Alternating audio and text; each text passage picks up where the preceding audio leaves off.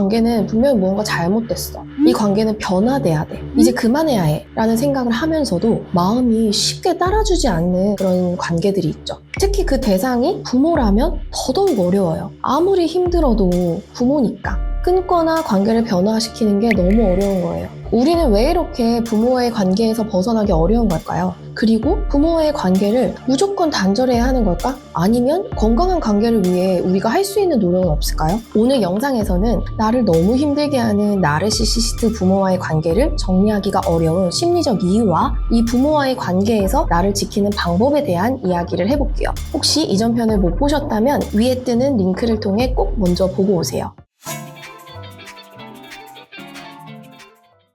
소장님, 부모에게 받은 상처를 알면서도 우리는 왜 계속 관계를 유지하려 할까요? 나르시시스트 부모와의 관계를 정리하는 건 정말 쉽지 않죠. 단순히 천륜인 부모-자식 간의 관계를 정리하는 건 어렵다는 개념을 넘어서 심리적으로 이유를 설명해 드릴게요. 다양한 접근이 가능한데 크게 세 가지로 정리를 해봤어요. 첫째는 애착 유형, 둘째는 자기 가치감, 셋째는 방어 기제의 개념으로 설명해 드릴게요. 첫째로 불안정한 애착 유형 때문인데요. 애착 유형의 창시자인 존 볼비는 우리는 애착 대상이 우리를 어떻게 대하든 그것을 유지하려는 본능적인 경향이 있다고 했어요. 여기서 애착 대상이란 우리를 아기 때부터 키워온 주 양육자를 의미해요. 애착 대상이 우리를 어떻게 대하든 간에 그 대상과의 관계를 유지하려는 경향이 있다는 거예요. 즉 애착이 불안정한 사람일수록 건강하지 않은 관계에서 쉽게 빠져나오지 못하는 거죠. 오히려 버림받을까봐 두려워하면서 관계를 유지하려고 해요. 이런 현상은 무의식적으로도 작용하기 때문에 스스로의 힘으로 인지를 못하는 경우도 있어요. 어린 시절 부모로부터 일관된 애정을 받지 못했던 사람들은 성인이 되어서도 버림받을 것에 대한 두려움이 커요. 이러한 불안과 두려움이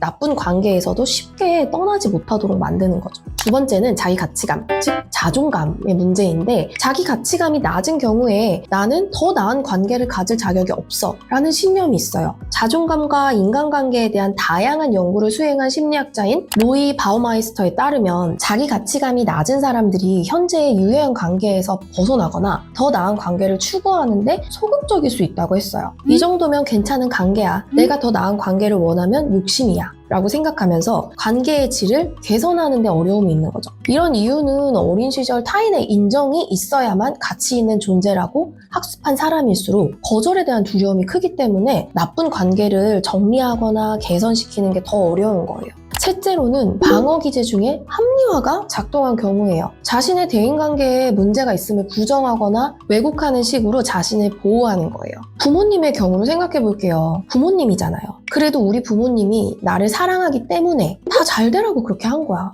매번 우리 부모님이 그렇게 나쁘진 않아. 그럴 때만 내가 참고 잘 넘기면 돼. 하는 식으로 상황의 심각성이나 자신의 괴로움을 축소해요. 관계의 변화에 따른 고통을 피하기 위한 선택인 거죠. 정리해드린 세 가지 요인은 각각 독립적으로 작용하기도 하지만 사실 하나만 영향을 미치는 경우는 드물어요. 관계 정리가 어려운 이유는 되게 복합적으로 작용하고 여러 심리적 요인이 얽혀있을 때가 많아요. 그럼 부모와의 관계를 완전히 끊는 게 답일까요? 아니면 관계를 개선해 볼 수 있는 방법이 있을까요?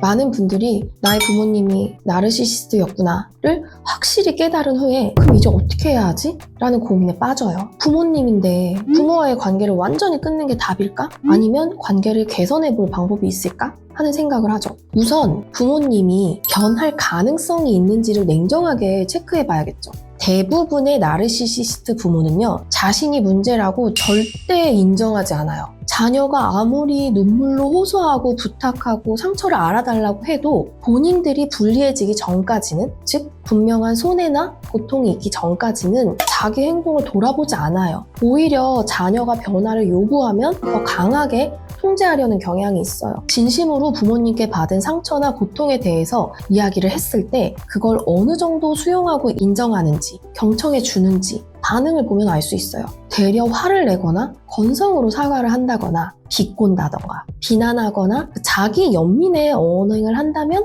변화의 가능성이 매우 희박하겠죠. 또는 이제라도 나의 감정적, 경제적 경계를 세우려고 할 때 그것을 존중해 주시는지도 잘 살펴볼 수 있어요. 낯설지만 조금씩 변화하실 수도 있고요. 경로하면서 더한 통제와 심한 말을 쏟아낼 수도 있죠. 정리하자면 내 감정에 대한 이야기, 성인으로서 한 개인으로서 경계 설정을 위한 시도를 했을 때 어떤 반응을 보이는지에 따라 관계가 개선될지 거리를 둬야 할지 대략 알 수 있어요. 나의 부모가 변하지 않을 가능성이 크다면 나를 보호하기 위한 거리 두기가 필수겠죠. 처음부터 완전한 단절은 당연히 너무나 힘들겠죠. 몇 가지 방식으로 거리를 조정할 수 있어요. 우선 필요 이상의 대화나 만남은 줄여야겠죠. 불필요한 대화를 줄이고 불필요한 통화도 줄이고 최소한의 연락만 유지하는 식으로요. 예를 들어 주말마다 부모를 만나던 패턴을 격주, 한 달에 한 번 등으로 줄여나가는 식으로요. 그 다음에 감정적인 개입을 최소화해야 돼요. 부모님이 감정적으로 조정하려고 할 때 논쟁을 피하고 감정적으로 휘둘리지 않도록 하세요. 부모님이 죄책감을 유발하는 말을 해도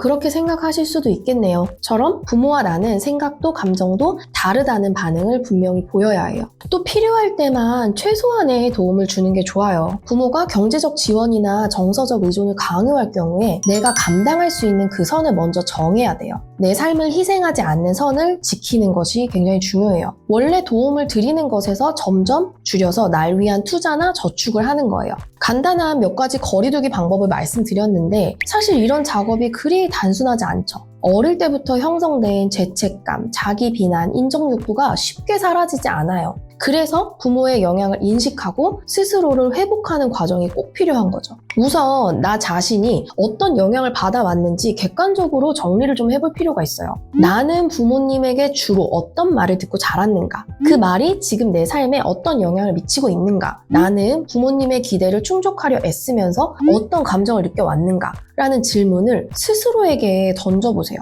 다음으로 자신의 감정을 신뢰하는 연습이 필요해요. 나르시시스트 부모 밑에서 자란 자녀들은 자신의 감정을 신뢰하지 못하는 경향이 있다고 말씀드렸죠. 감정을 억누르지 말고 나는 이렇게 느껴도 괜찮다 라고 스스로 인정하는 게 중요해요. 처음에는요 굉장히 거북하고 힘들 수 있어요. 하지만 점점 편안해질 거예요. 하루 동안 느낀 감정을 기록하고 그 감정이 내게 어떤 의미인지 정리하는 활동이 아주 큰 도움이 될 거예요. 세 번째로는요, 나만의 기준과 가치를 찾아 나서야 돼요. 부모님이 정해준 기준이 아니라 내가 원하는 삶은 무엇인가를 고민해야 하는 거죠. 나도 모르게 당연히 나의 선택, 취향이라고 생각했는데 의외로 그 뿌리가 부모님의 강요나 조종에서 온 것일 수도 있어요.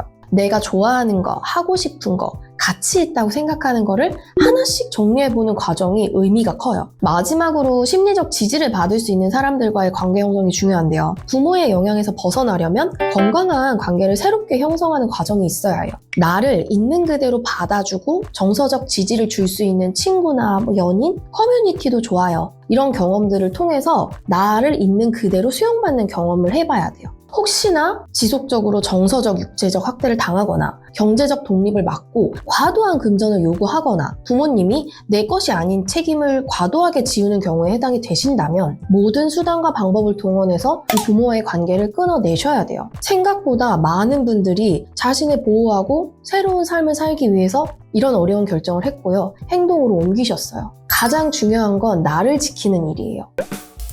한 개인은 자신이 태어나고 자라온 집안의 분위기밖에 몰라요. 자라면서 우리 집이 다른 집과 어떻게 다른지 점점 알게 되지만 그 차이가 단순한 문화적 차이인지 아니면 정서적으로 병들어 있는 것인지 명확히 구분하기 어렵죠. 특히 부모에게 받은 사랑에 관련해서는 더욱 그렇겠죠. 자신이 겪은 방식이 곧 사랑의 기준이 되어버리기 때문에 그 사실을 인지하지 못하는 경우가 많아요. 손상이 심한 부모-자녀 관계일수록 오히려 부모와 가족을 더 이상화시키고 아프고 힘든 부분은 끝내 보지 못하는 경우도 있어요. 자신이 받은 것이 적절한 사랑이 아니라는 것을 절대 인정하지 못하는 거죠. 앞에서 말씀드린 내용을 잘 체크하시면서 현재 내 삶의 괴로움이 나의 부모님과 연결된 것 같다면 자신이 어떤 사랑을 받아왔는지, 나와 부모님과의 관계는 어떤 형태인지, 그것이 내 삶에 어떤 영향을 미쳤는지를 객관적으로 바라보고 새로운 시각으로 이해를 해볼 필요가 있어요. 이 과정을 통해서 내가 경험한 그 관계의 본질을 이해하고 부모에게 받은 영향이 어떤 형태로든 현재의 나에게 부정적으로 작용하고 있다면 그것을 있는 그대로 인정하고 받아들이는 게 정서적 독립의 첫 걸음이에요. 나와 부모님과의 관계를 좀 더 깊이 이해하고 나 자신을 위한 인생을 살아갈 수 있어요. 혼자 하지 않으셔도 돼요. 이런 순간을 위해서 전문가가 있으니까 필요하시다면 꼭 함께 하셔서 도움 받으세요. 어렵지만 분명히 변화하고 성장할 수 있어요. 여러분의 관계와 감정의 자유를 응원합니다. 오늘 영상이 도움되셨다면 구독, 좋아요, 알림 설정 해주시고요. 심리상담사 짠토커였습니다.